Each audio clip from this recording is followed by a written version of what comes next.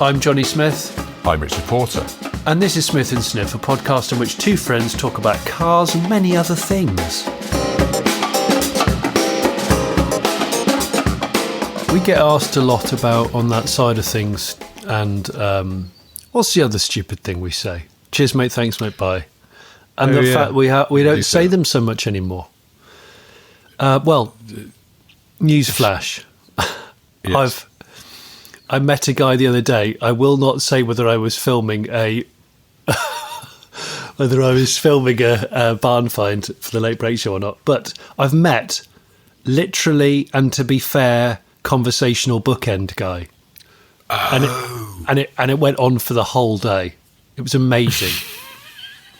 So you start the sentence with literally, and you always have to close it with to be fair. Every sentence. I'm literally going to get a sandwich, to be fair, would be an example. Yeah.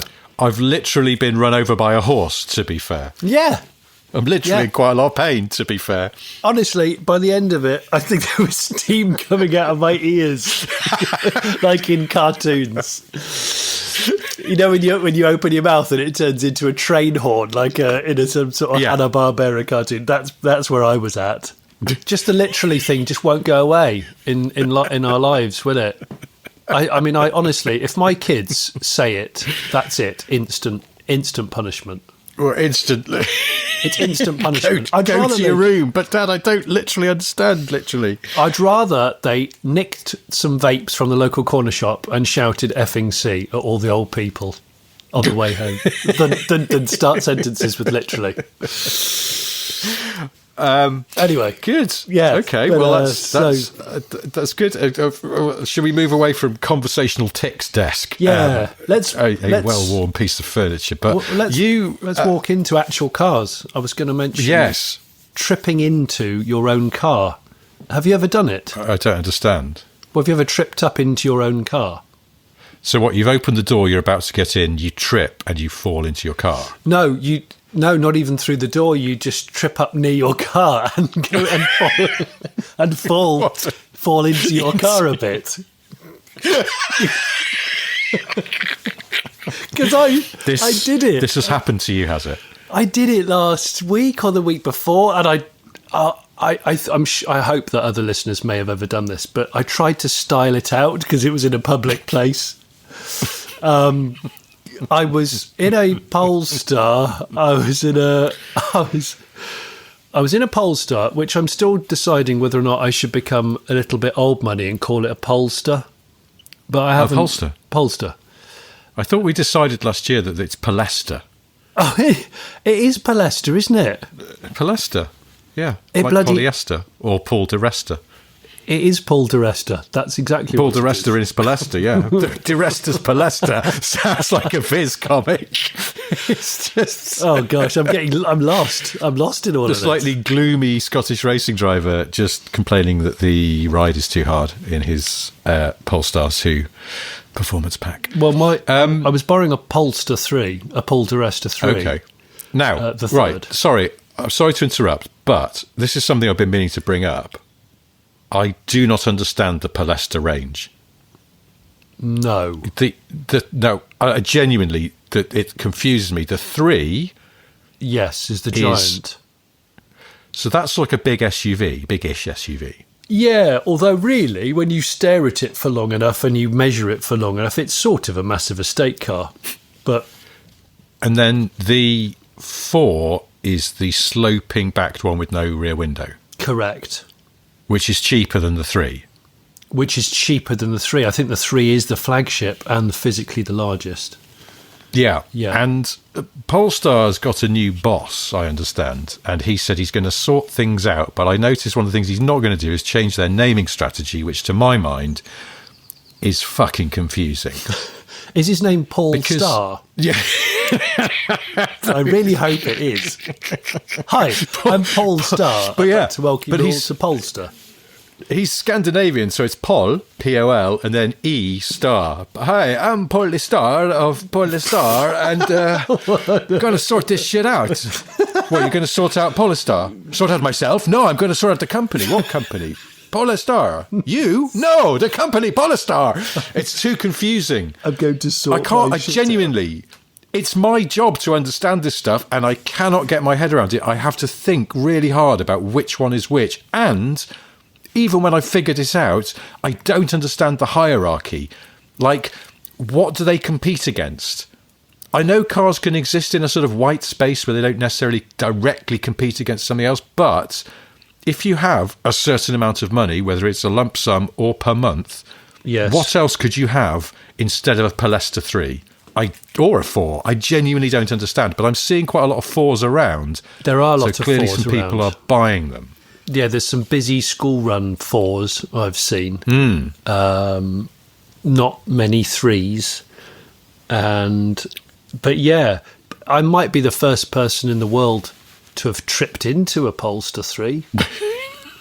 I don't know. Was it a soft and yielding thing to trip into or not? Well, yeah, it was okay because I was at a petrol station, one of those ones which has an EV charging station as well.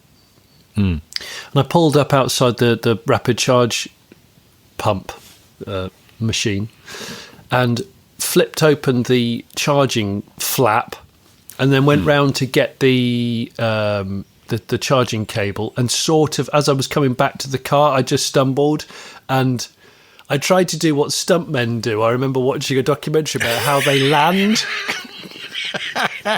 how they land without breaking their arms. And how do they? Do they?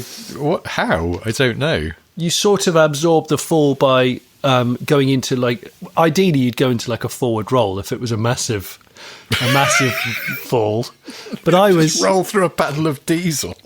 I think I tripped over my own foot about a metre away from the car, so I only had a metre to travel before I hit the car, and I had one of those huge, girthy, rapid charge cables in my hand, which are heavy. Yeah. But what I did was, as I realised I was coming at the car from a diagonal angle, I bounced into the car without touch. I didn't put either of my hands in front of me because I had this cable in my hand holding it like an assault rifle. I decided to go for the pirouette, the 360 turn, as I fell into it, so it looked like I was rolling around it in an interpretive dance way. Such a stroke. I tried to dry it off because you'd forgotten to bring a cloth. Yes, exactly. And actually, the car was damp, and I just used my back to mop the car up whilst trying not to fall over with a huge cable in my head. And then as I stumbled and realised, oh, well, that's cool. I didn't fall over. But I did that look around to go, shit, has anybody seen that? Have I got away with that or not? And I think I had got away with it, but of course CCTV will have captured it at some point. Or if there's a nearby Tesla with that Sentry, is it called Sentry Guard? I can't remember. Yeah. Sentry mode. It might have caught me. But so there, yeah. And the other fuel station thing that happened in the last 7 days that could be of minor interest to yourself and listeners is that I pulled up outside one of these fuel stations with an M&S in it, went to get a boring sandwich for lunch while we were filming. Noticed there was a brand new Renault 5 outside with UK plates. Yeah. A green one. And I was like, whoa, this is the first UK plated Renault 5 I've seen. Oh. And thought, well, there's no one in the car. Interesting. So I went into the shop, going around. It's one of those garages where there's a toilet and everything. It's quite a big one. Got my lunch, walked out, and as I was getting into the car, a guy that I'd spotted in the services buying an enormous amount of pies, who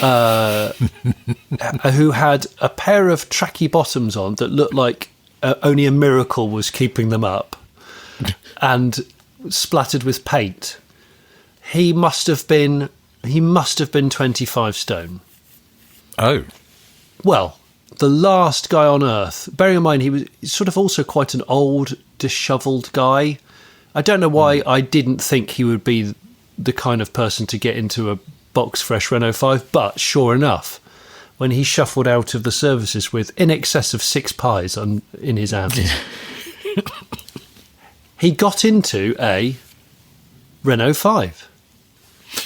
I didn't wait around to see how he got into the Renault 5 because I thought to myself, they've got quite sculpted side bolsters, so they might not work for him. But yes, there we go. Were you expecting an extremely gammon Parisian woman in her 20s to get into it? Because that sort of feels like that should be who's driving every single new Renault 5. What? And she was being told off by the fuel station attendant for smoking. And she was like, yes, I'm going to just continue smoking because that's what I do. Because I'm a Parisian woman.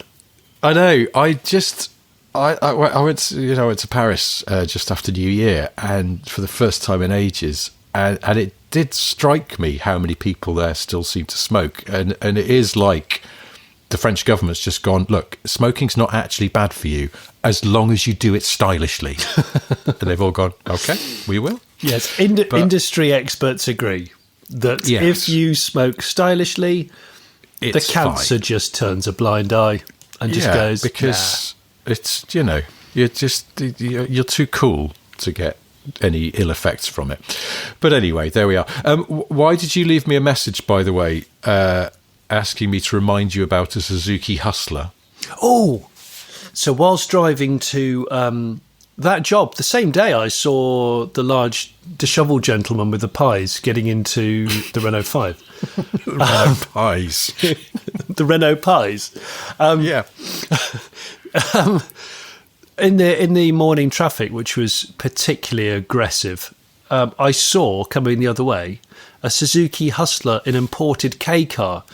And it was so cool because I've not seen one in the UK. It would have been a special import. And the number plate was like SUKEI, so like a Suki, like Suki and Suke. And I thought, oh, it's like a play on Suzuki and K. That's neat. I like that. It was red. SUKEI? Were there numbers in between those two things? I think there might have been an S something UK or SU something KEI. I actually can't remember. Okay. Do you know what I was doing? I was actually leaving you a voicemail on Bluetooth about, you'd sent me that funny question to ask a guest of mine who I was interviewing that day. And and I just saw that K car and my eyes lit up and it's like, it looks so cool on the road. And it reminded me, bearing in mind this was rush hour, of all the other inappropriate cars being used during the rush hour. Just big, massive, silly things. And the little Hustler looked mega. It really did. And I thought to myself, with my sensible hat on, I don't think the roads in Britain are going to get better anytime soon. No. And that's a sad thing to realise. But that means cars being as heavy as they are, and wheels and tyres being as expensive as they are, I think, do we need to start buying cars that sort of glide over these big bumps, lighter cars, skinnier cars? Because my Insight is good at gliding over these things because it's so small and light. But maybe that's the case for K cars. Maybe we should just be going a bit more K for those reasons. I mean, we help the road with lighter cars. Yeah. Well, that's it. It would, wouldn't it? It would help a lot of things. But we've sort of said this before, haven't we? That we honestly think that K cars would make everyone's lives a bit better if only they knew it. But I think we're probably alone there. There's no Bosnus case for bringing K cars. Apart from anything else, they're really cheap, aren't they, in Japan? But once you stuck them on a boat and brought them over. I mean, I know the yen is quite weak against the pound at the moment, which helps. But yeah, you can get. They're sub 10 grand, aren't they? They are pounds. They are, and they're often really well made because obviously they're made by companies like Suzuki and Daihatsu and Honda. They're all household names that we love. Household names you can trust for quality. Yes, that's right. But that's because I looked this up. I can't remember what I looked up. It wasn't a Hustler, but it was something. Maybe it was a Honda N1. I think. I worked out that, and this was when the yen was particularly low, that you could, even with shipping and doing a SVA or IVA, whatever you need to do on it, you could land one here, personally for less than the cheapest new car that you can buy here, which is the Dacia Sandero. So I wonder if we can still do that, because that sounds like something I should have already filmed for my YouTube channel. Yeah, and the thing is that I suppose they can't force, say, Honda to go, okay, we'll bring the N1 over as a showroom car in the UK, which is already right-hand drive, so they could do. Yeah. They're not made in left-hand drive generally, so the problem is it would just be for the UK, and I guess maybe they could try offering it in India and Malta, other places. Malta, not a huge market, but worth a shot, I suppose. But they'd have to go through all the homologation and stuff like that.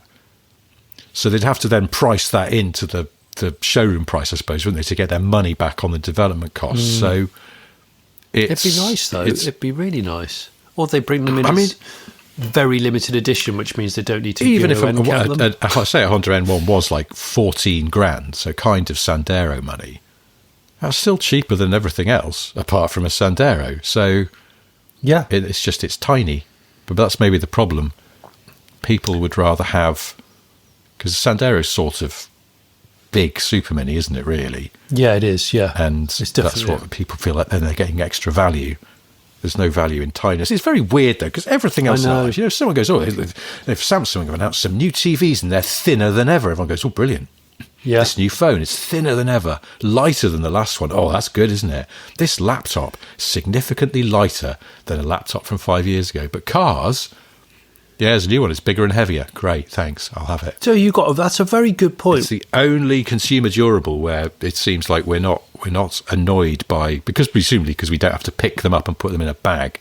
Yeah, but we should be impressed by the packaging achievements, shouldn't we? But otherwise, you just go, why? Why are we happy with this? Sorry, that was almost a sensible point there. Oh, I just remembered what else happened during the day of seeing the man with the Renault 5 and me.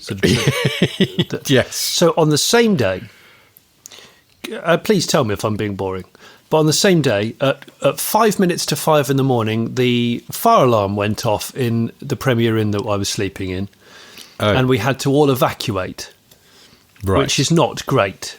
It's interesting to see what people prioritise when you have to evacuate because of a potential fire.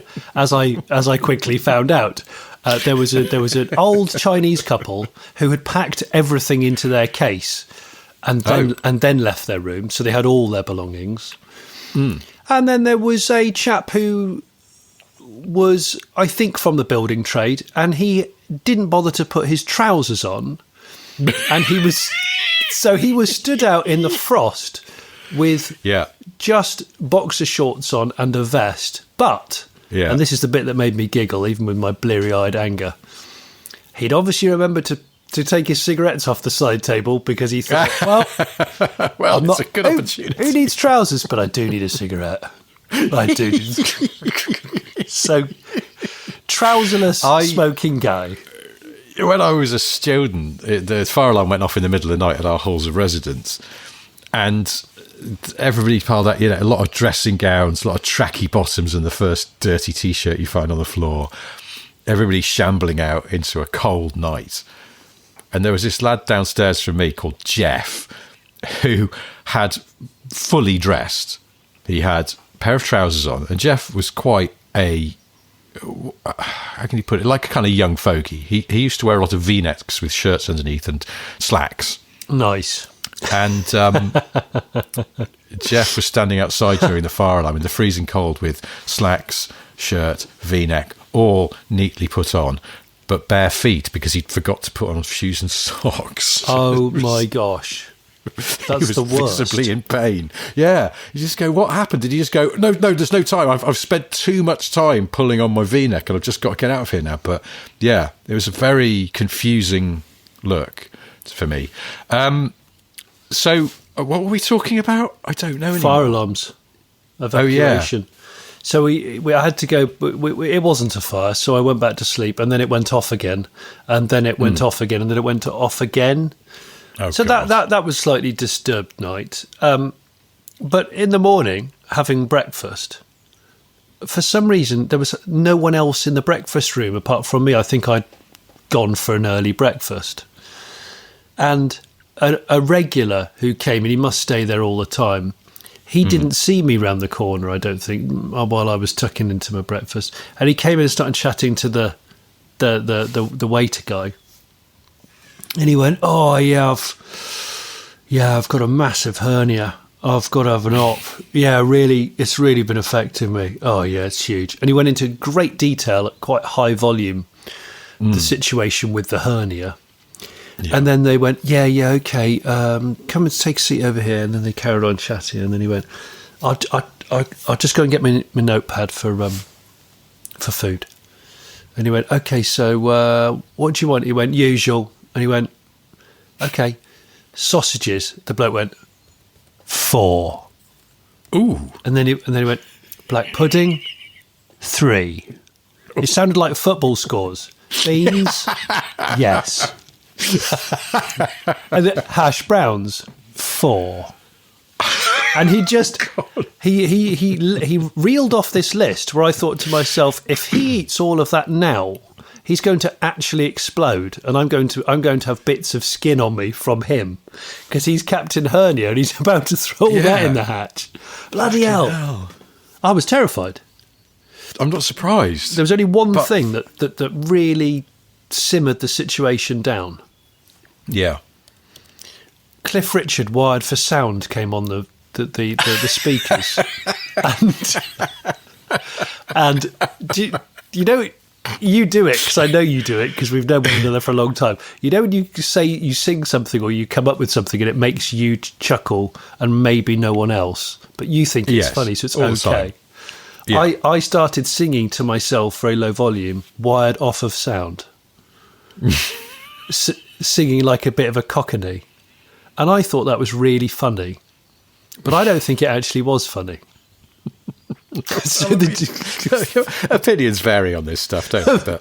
It was Cockney Cliff Richard singing Wired Off of Sound and all that. Wired off of sounds as well. Wired off of sounds. Wired off of sounds. AMs, FMs, I feel so fantastic. I like tall speakers. I like small speakers. Oh yes. Hang on. Like is that song actually a metaphor? I'm going to look up the Wired for Sound lyrics. Is that the video where he's on rollerblades? Yes, that's the one where I'm just looking out to see if he catches it on a small piece of gravel and then completely chins himself. Okay. No, do you know what? I think it's literally just about listening to the radio because it says, I like small speakers, I like tall speakers. If they've music, they're wired for sound. Well, he's not walking about. Lying. No, it's true. Walking about with a head full of music, cassette in my pocket, and I'm going to use it. Oh, my God. Stereo out on the street, you know. Whoa, oh, whoa. Into the car, go to work, I'm cruising. I never think that I'll blow all my fuses. Traffic flows into the breakfast show. Whoa, whoa. Right, what's he driving? Is there a car in that music video? Well, this song was out in 1981, apparently. So, do you know what? I think I'm going to say that Cliff's got a Jensen Interceptor at this point. Do you think so? Yeah, because he's worried about the fuses blowing. I mean, which is a thing that you might imagine a Jensen Interceptor would have a problem with. I feel like you'd have to do it in a convertible. Oh, okay. Well, you could get an Interceptor convertible. Oh, actually, you can't you? Yeah. Okay, yeah, that could work. I feel like this is something in my subconscious that I've seen a picture of Cliff Richard in a Jensen Interceptor. So maybe that's why I'm thinking.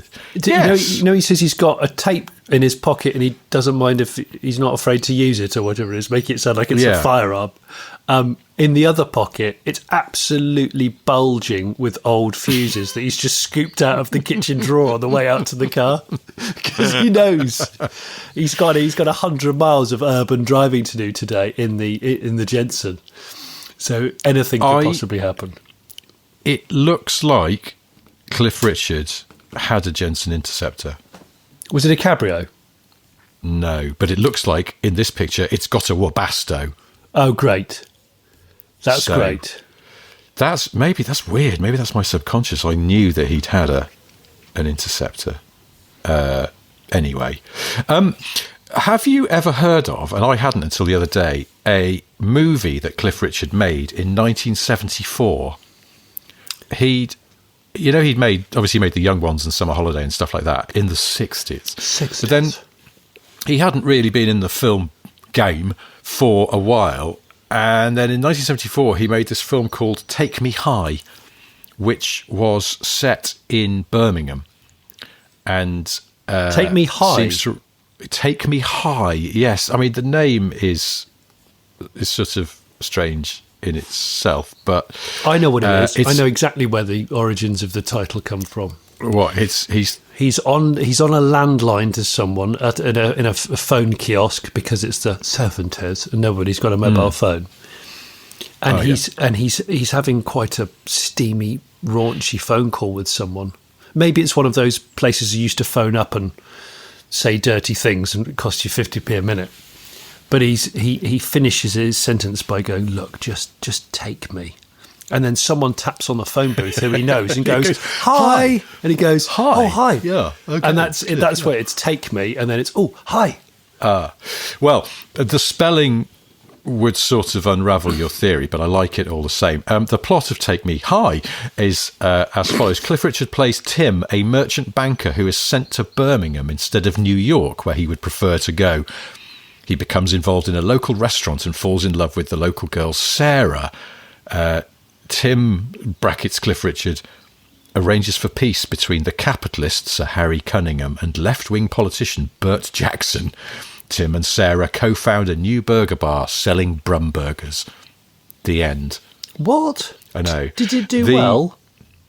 No, it did not. Cliff did the soundtrack as well. There's a trailer for this which I found online because I saw this and I was like, I've never heard of this film, and the trailer is quite long and baffling. Apparently, the Radio Times Guide to Films gave it 1 out of 5. Oh gosh, it's and that described it as indigestible. Another review said this film is so strange, at times jaw-droppingly weird. It has the intoxicating power of an Ed Wood film. Another review called it mind-bogglingly strange.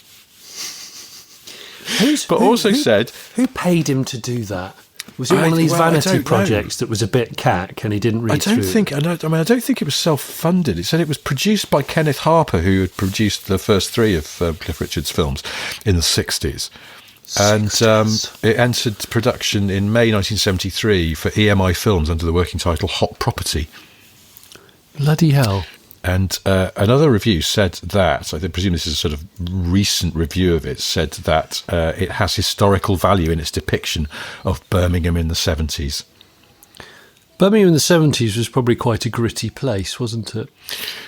Yes, but I suppose it probably was. But I don't know. Maybe I feel like of all British cities, Birmingham just embraced the 70s the most. Yes, somehow. Well, Slade. Well, I think Slade fans get a bit picky about that because they're not really from Birmingham. But near as damn it, Midlands, the West Midlands, generally very 70s. And then I don't know, a lot of strikes though. All the car factories on strike and stuff. Oh yeah. Well, it was pretty much the final nail in the West Midlands car manufacturing powerhouse, really, wasn't it? It would never be the same again on that side of things. Do you mind if I talk about another car? Please do, Rich. Yeah. I was in a car park the other day, and I walked back to my car, and a few spaces over, there was a really quiet car park, so there was nothing beside me. The next car to my left, about 6 spaces away, was a last generation VW Beetle. But do you remember they did a turbo one and you could get turbo graphics down the door? Yes. And it was one of those. And it was black, I think, with silver turbo writing at the side. And those later Beetles, where they sort of flattened off the roofs, they looked a bit more serious and a bit less cutesy. They did, yeah. I wasn't sure at first, but they were a real grower for me. Yeah, me too. And I looked at this, and I actually took a picture of it. I'll stick it on the Patreon. And I just thought, I find that car not unappealing, but I can't entirely explain why. No, I think I liked it when they did the 50s, 60s and 70s graphic and wheel packages, if you remember those. Oh, yes. And they were great because the 50s had the dome hubcap and the beauty ring around the steel wheel. Can't remember what they did in the 60s, something, and then 70s one was a bit more angular. But it worked so well, and I've always looked at those wheel packages and thought they'd look good on transporters as opposed to most of the shit alloys that people with transporters put on. Yeah. But nobody seems to have done it. I mean, I presume, because people stick TT wheels on transporters all the time, don't they? There's a lot of that. I presume if a TT wheel will go on a transporter, then a Beetle wheel should, because the same platform, and so the offset and the PCD and everything should be okay. I think those Beetles are 5-bolt. Yeah, I think they are, because Golfs of that era were 5-bolt. Yeah. Golfses, mate. I like small speakers, and I also like the tall speakers. I was slightly haunted by this. I don't know why I took a picture. I think I wanted to show it to you mainly, but I just went, I was probably going to send it to you, and then I thought, no, I'll just drive off. And then I found it in my photos a couple of days later, and I actually went and looked. I was like, right, why am I interested in this car? Why do I not hate it as much as I probably should or would or once would have done? And I looked up Evo's review of the Beetle Turbo when it came out, and they actually gave it a pretty glowing review. Did they? Said it was quite nice to drive. Like, it's not a sort of 10/10 car, but if you drive it sort of briskly but not stupidly, it's quite pleasant. And I was like, okay. Well, don't tell me you went. That's Evo magazine. Did you go straight on to Pistonheads and start sifting through? You did, didn't you? You did. Yeah. You naughty swine. Were you on a deadline by any chance? That's worse than that. I was sitting in bed at the time. Okay. I did that annoying thing. I try not to do this. I was trying to actually just read something proper, but I was actually doing that thing where I was just titting around with my phone instead, and I read a review on Evo from my phone and then went straight into the classifieds. Oh, they're still quite expensive. I was thinking, God, imagine if one of those is like $2,000 or something. It might be quite amusing, but no, they're not. They're not that. So anyway, the RSI is the most collectible Beetle, isn't it? Yes, the repetitive strain injury. That's right. Rally strain injury. I don't know, because I think we've talked about those before, haven't we? When we were looking up really cheap Beetle cabrios. And we have. It's my memory that there were no repetitive strain injury Beetles for sale. No. However, that was a few months ago. Shall I let's have a little look, see if I'm on Pistonheads, see if there's... no, I can't see any. Goodness gracious me, I've just slipped into Pistonheads website, and I've just slithered into the auction section because I can't help myself. And no, there's no Beetles there, but by Jove, there's some interesting machinery coming up for sale. So at first I thought, AMG GTS, because the Mercedes AMG GT I think is an absolute bargain at the moment. But there's a Boxster, Rich. There's a 986 Boxster. But not just any old one. This little fellow here is a race car. It's been professionally built in 2021 by EMC Motorsport. Oh. And it's the S with a 3.2. Now, don't let the fact that it's had 12 previous owners put you off. It's got the 6-speed with an uprated flywheel and clutch and Gaz Gold adjustable suspension with an LST. Gaz Gold. Oh, yeah. It's good lad, him. Yeah. Gary Gold has done the suspension. All right. So this thing looks... I mean, I've actually just... For clarity here, we're doing this. We're recording this podcast strangely in the afternoon. We normally do them in the morning, don't we? And I've had to rush back from the office like a business guy to record this because of various boring logistics, and I even didn't have time for lunch, so I screeched up to a corner shop, bought a bottle of fuel, and then screeched away again with the roof down on my Boxster. Because I'm Captain Business Wanker. Buzzlass. I'm Buzzlass Wanker. But this thing here, and it reminded me of how good the Boxster was, I'd love to drive one of these Boxster race cars because I've heard such great things about them. This particular one here, so it says the car experienced damage which made it an insurance company Cat D in 2001. So I think that's why it was a perfect candidate for a race car, which makes so much sense. I've always said this about salvage cars, stolen and recovered cars. They make really good race cars. Rebuilt over 6 months in 2021, which was fully documented, 123,000 miles, and currently no MOT, but the last one was in 2021, so you could put it on the road. And I like that idea of old school, drive to the track, compete, try not to ruin it and bin it, drive it back. Everyone's a hero. It's also London ULEZ compliant, as long as it's MOT'd and taxed, obviously. Peace of mind if you ever happen to be passing through London on your way to a track day. Yeah. It's got a Sparco bucket seat, mate, single one. Yeah. It's got a set of red turn 1 harnesses that are still in date with the FIA labels on them. Fire extinguisher installed in the passenger side. Cut off switches. Racing steering wheel in the bath. Interior with all like rim painted out and that. Polycarb door panels. Fabric pull straps for latches. Serious? Custom cages, roll cage, mate. Yeah, it's really it looks great. You could have a lot of fun in that. A ton of fun. I would imagine. I like that. I sound like Simon Cowell. I like you. I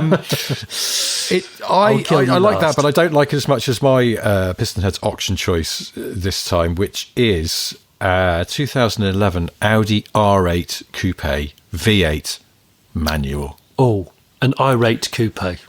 Now, from the moment it's R8, then it's a series of tick, tick, and tick, because I can't fit very well in an R8 convertible. No, me neither. But the coupe I can fit in beautifully. They have a weirdly decent amount of space in them. It's the fact that because of the hood mechanism and stuff, you can't get the seat far enough back in the soft top without the backrest being really upright, and it just doesn't quite suit someone leggy like me or you, I find. But coupe, no problem there. And the V8, lovely engine, same as in the RS4 of that era, and manual with that open gate change.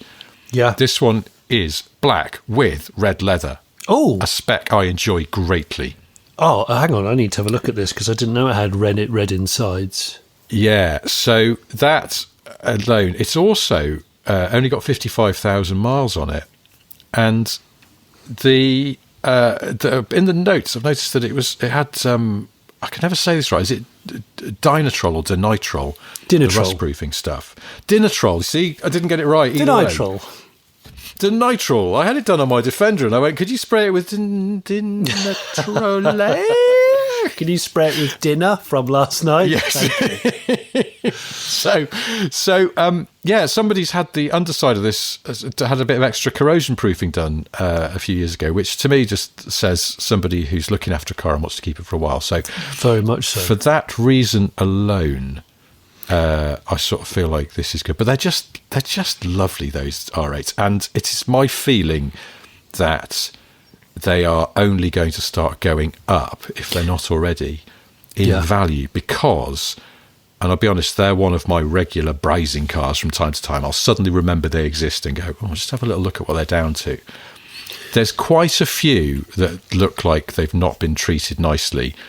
They've got bad body kits, or they've had a terrible wrap, or something like that, and you just go, no. They fell into that price bracket of I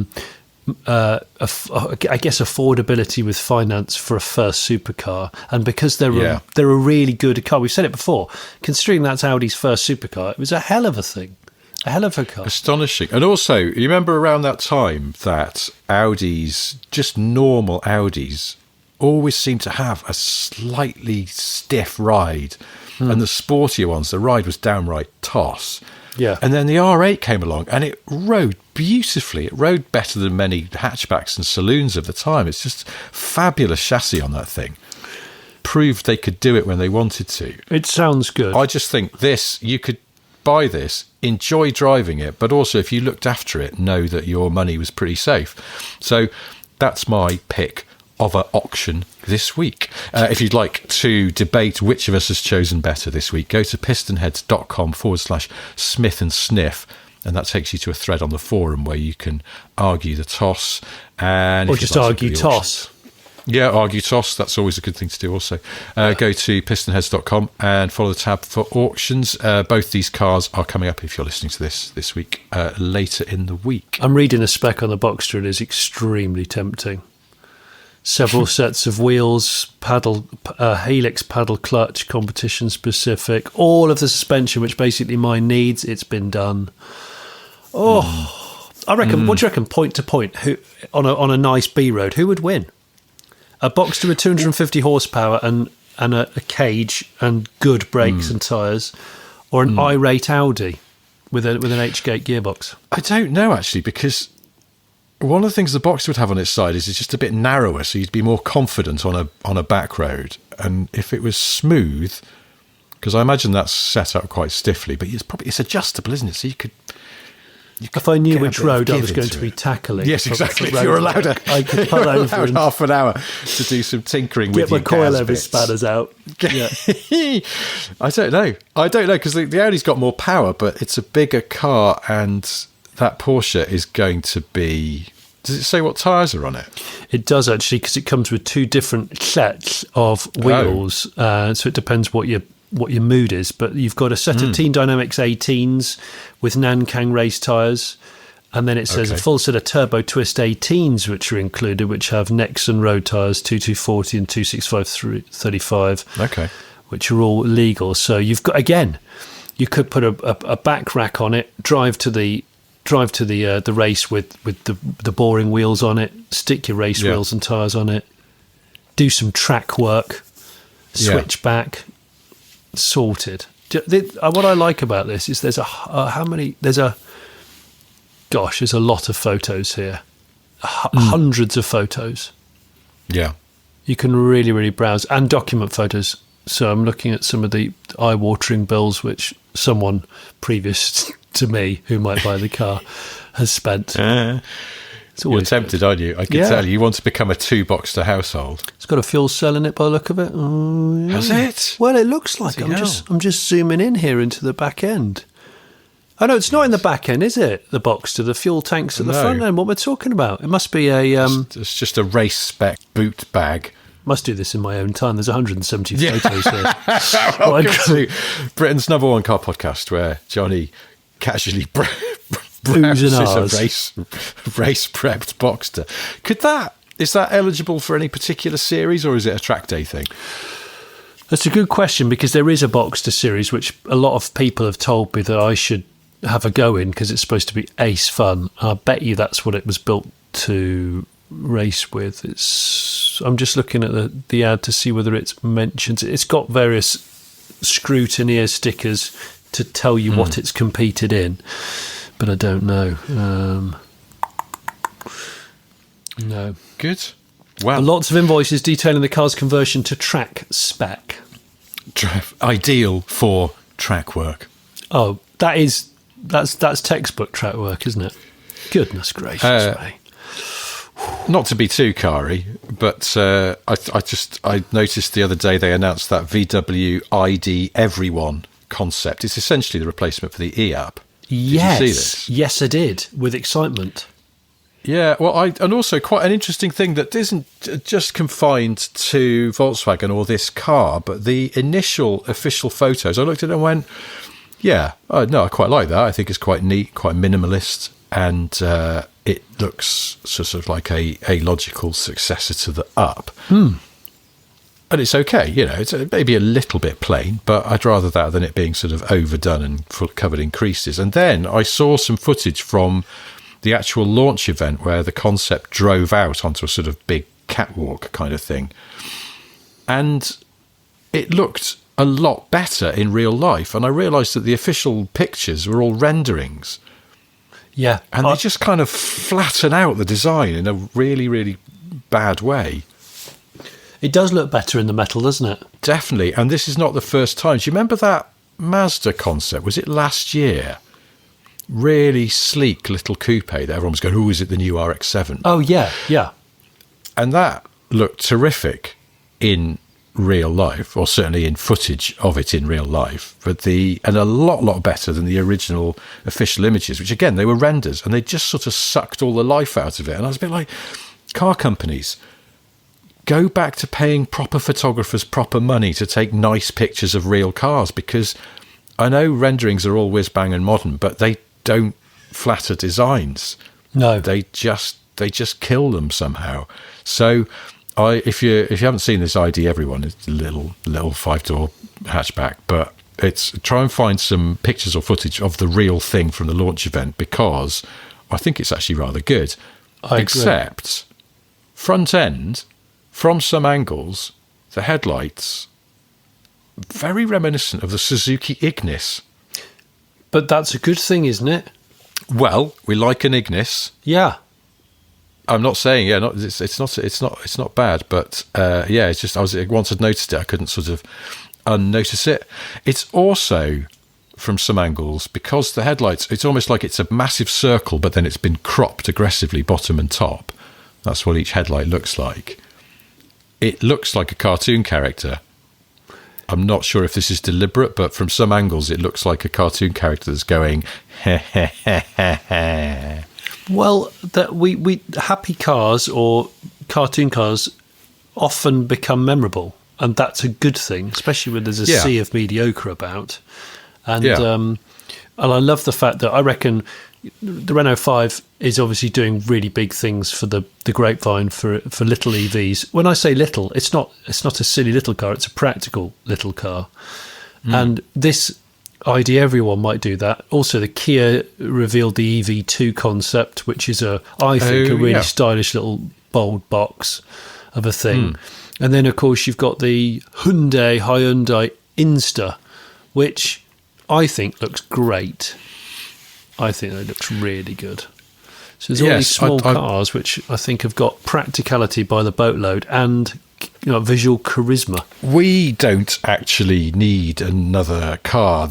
Our E-Up is at the end of its lease next week, and it's being taken away because my wife's changed jobs. She's not going to be driving to work anymore, so we sort of don't need to replace it immediately. But in a way, that's a shame, because I was sort of eyeing up what we might get and thinking, there's some quite sort of nice and nicely designed small cars. In many ways, there's more effort going into small car design at the moment, it feels like, than there is other stuff. Yeah. But we don't really need a thing. Do you know what I saw though on a motorway the other day was? Have you seen those Leapmotors?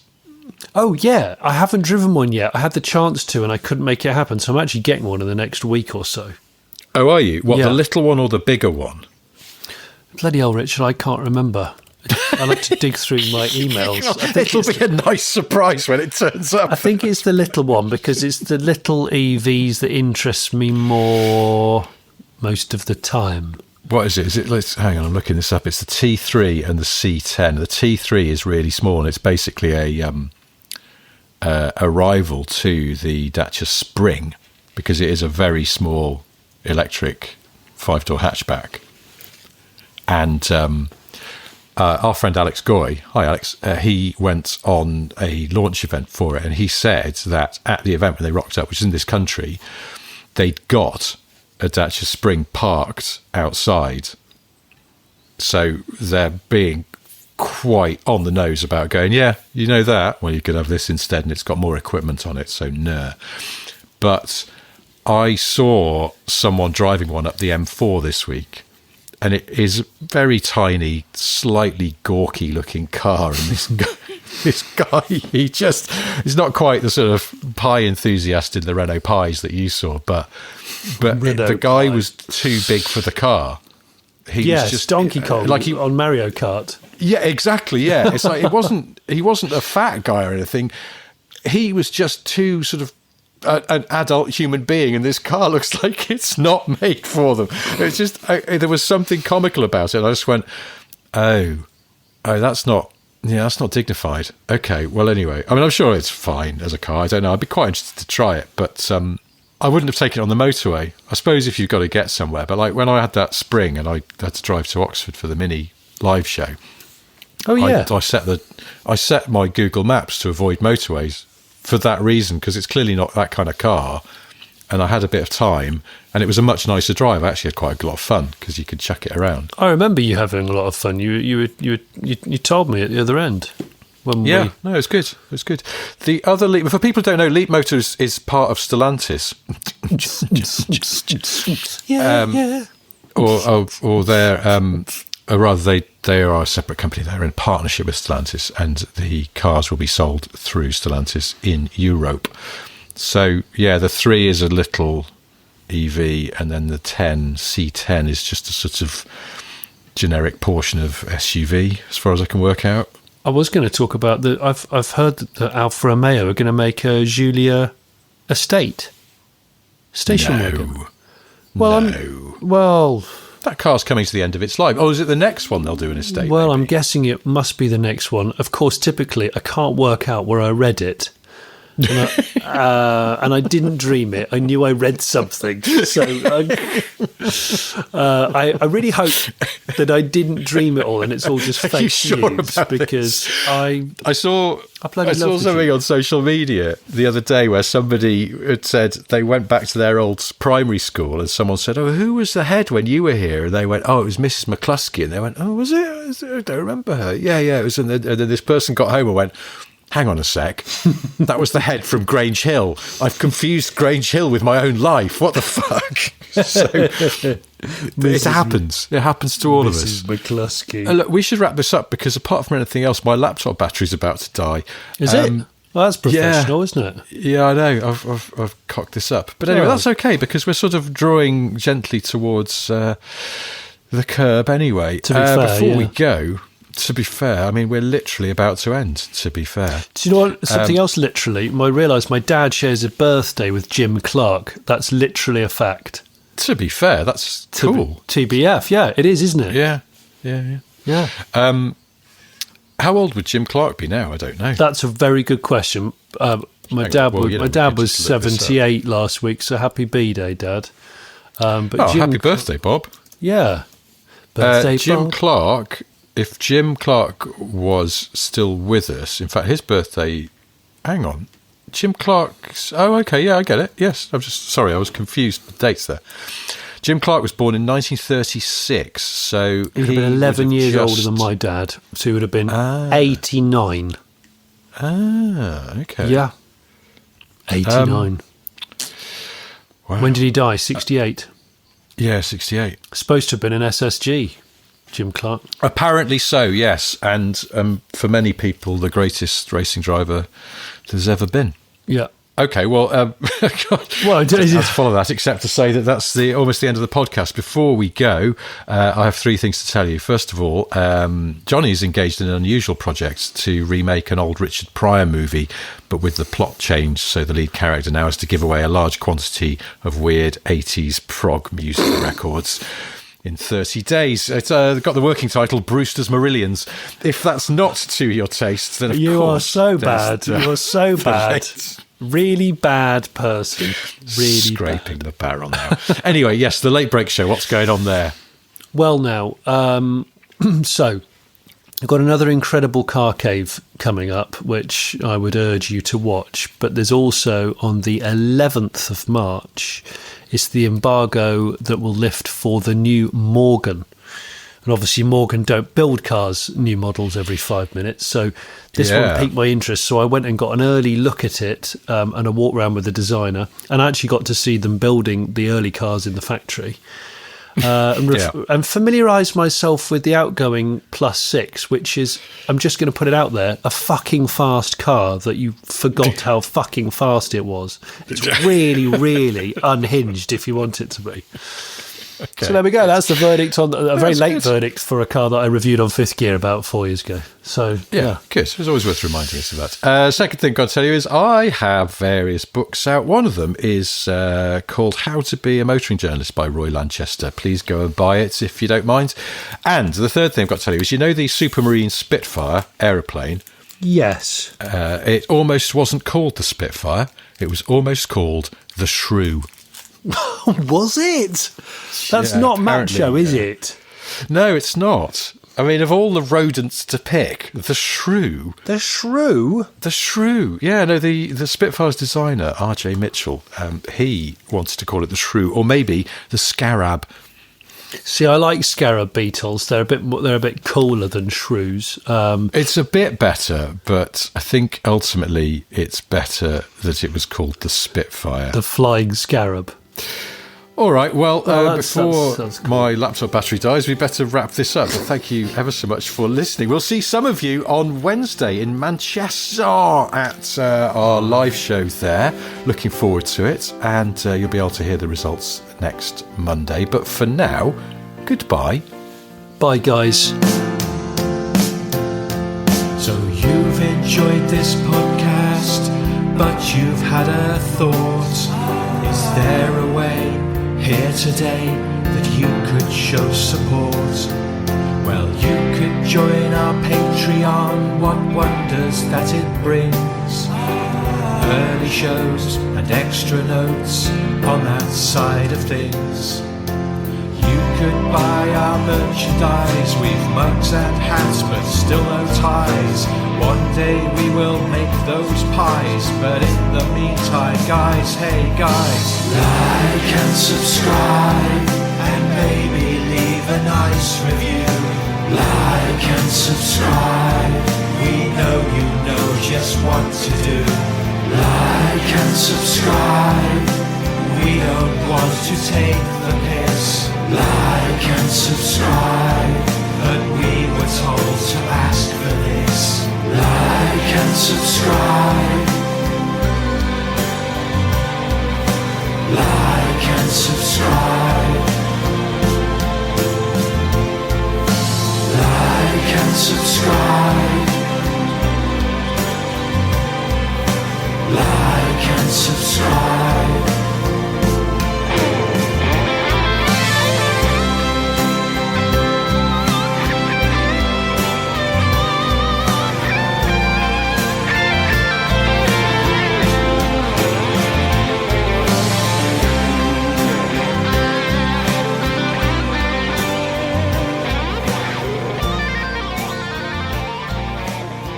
Bye, guys.